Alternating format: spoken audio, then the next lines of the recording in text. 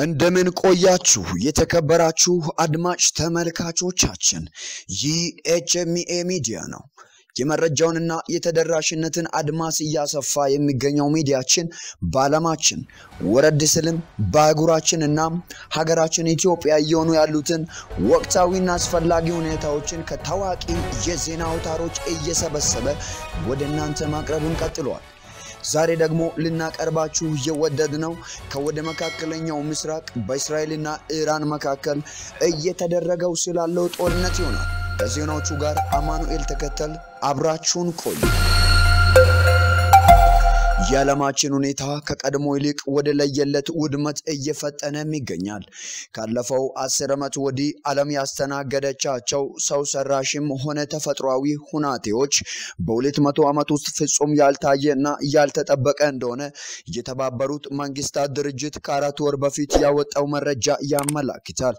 በአውሮፓ የምዕራባውያን ትንቅንቅ ከራሺያ ለ5ኛው ዓመት እየተጠጋ ያለው የራሺያ ዩክሬን ጦርነት በሩቅ ምስራቅ የሰሜን ኮሪያ እርምጃዎች የቻይናና ህንድ የድንበር ላይ ውጥረት ከወደ አፍሪካ የምዕራቡ ክፍል መፈንቅለ መንግስትና ሽብርተኝነት የምስራቅ አፍሪካ ዘርፈ ብዙ ፍላጎቶች የታዩበት ንትርኮች የኢትዮጵያና ኤርትራ ግንኙነት ከወዳጅነት ወደ ለየለት ጦርነት ለመሄድ እየታዩ ያሉ አዝማሚያዎች የአህጉራችንን አልፎም የዓለማችንን ጉዳይ ከድጡ ወደ ማጡ እያስባለውም ይገኛል።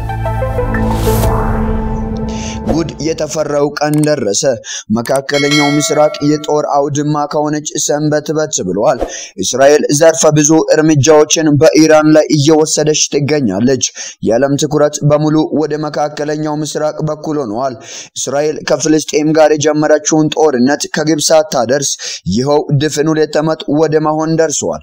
በዚህም መሃል ነው ከታሪካዊ ጠላቴ ናት እንደምታጠቃኝ አውቃለሁ ከምትለው ኢራን ጋር የሚሳኤል ውርጅብኝ አልፎም የኒኩሌር ስጋትም የተጋረጠበትን ጦርነት የከፈተችው።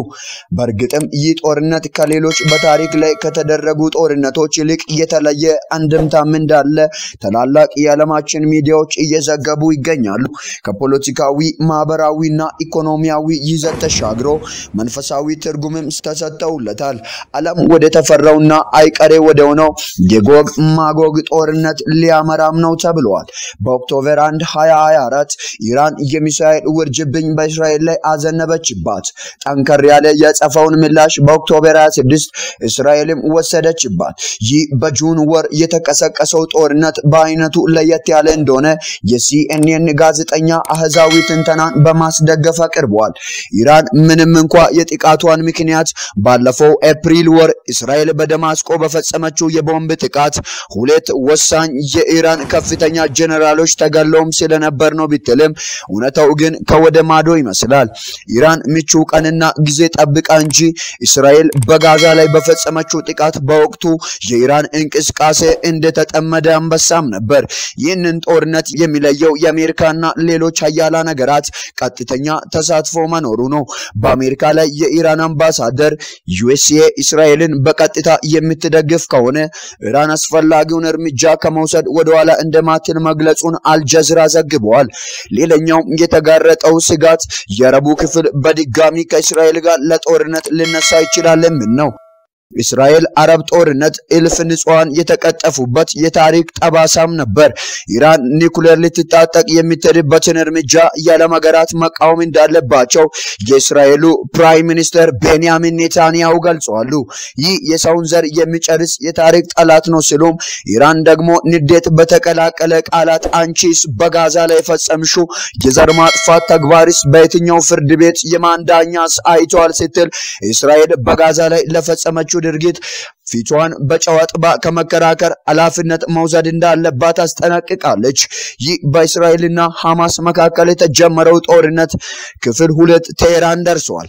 አሁንም ብዙ ውድመቶችንና የሰው ነፍስ ስለመቅጠፉ ምክንያት ሆኖ ጦርነቱ ቀጥሏል።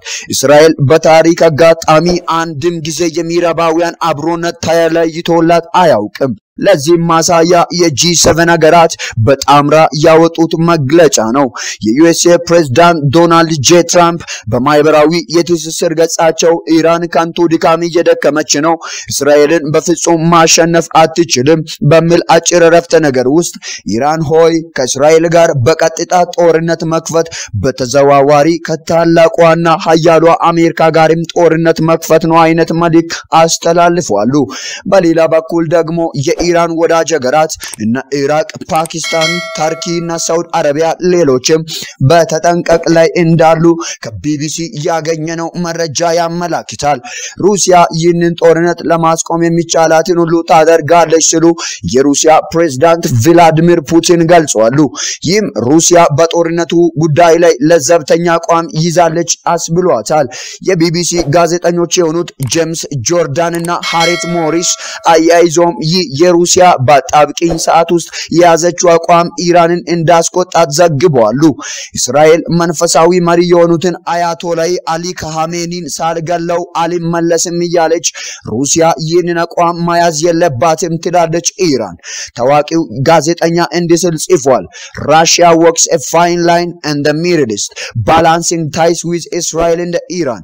ፑቲን አያይዞም ምዕራባውያንን ቆንጠጥ ለማድረግ ጦርነቱ በኢራንና እስራኤል መካከል እንደሆነ ሁሉ መፍትሄውም ለኢራንና እስራኤል ይተውስሉ መናገራቸውን አናዱሉ ዘግቧል። ዛሬ 8ኛውን ቀን የያዘው ጦርነት እጅግ ብዙዎችን እያወደመ ቀጥሏል። የባላስቲክ ሚሳኤል ከእስራኤል ቴል አቪቭ እስከ ኢራን ቴሄራን ሊደርስ 12 ደቂቃዎችን ብቻ መቆየቱ ደግሞ በየትኛው ሰዓት ማን ምን አይነት ውድመት ሊያደርስ እንደሚችል ለመገመት አስቸጋሪ ሆኗል። ይህም ጦርነት መፍትሄው ተበጅቶለት ነገሮች ወደ ቀድሞው ቶሎ እንዲመለሱ ምኞታችን ነው። እግዚአብሔር ሀገራችንን፣ አህጉራችንን እንዲሁም ዓለማችንን በሰላሙ ይጎብኝ። የኤችኤምኤ ሚዲያ መልእክት ነው። ሌሎች ወቅታዊ መረጃዎችን እየተከታተልን የምናደርሳችሁ ሲሆን ቻናላችንን ሰብስክራይብ፣ ላይክ እና ሼር በማድረግ አብሮነታችሁን እየገለጻችሁ ስለሆነ ከልብ እናመሰግናለን። ቀጣይ በሌላ ጥንቅር እስከምንገናኝ ቸር ሰንብቱ።